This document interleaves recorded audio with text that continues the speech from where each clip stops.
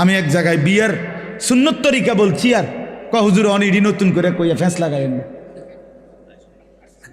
রাসূলুল্লাহ সাল্লাল্লাহু আলাইহি ওয়াসাল্লামের সুন্নত বিবাহ কিভাবে হবে এটা আমি বলাতে বললো যে এটা ফেঁস লাগাইন না, কথা কইেন না, যে এমনি চলছে এমনি চলতে দেন।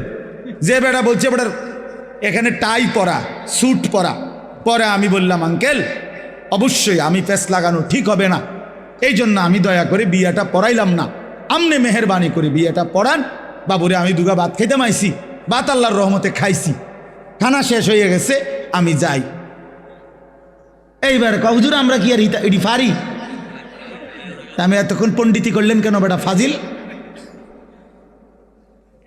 কথা বলেন, আমনে না কইলেন, আমি আমারটা কইলে ফ্যাঁস লাগবো সমাজে, তো আমনেরটা করে আমনে বিয়ে পড়ো, আমার সমস্যা, আমি তো ভাত খাইছি, দইও খাইয়া লাইছি, আমার বুঝ হইয়া গেছে।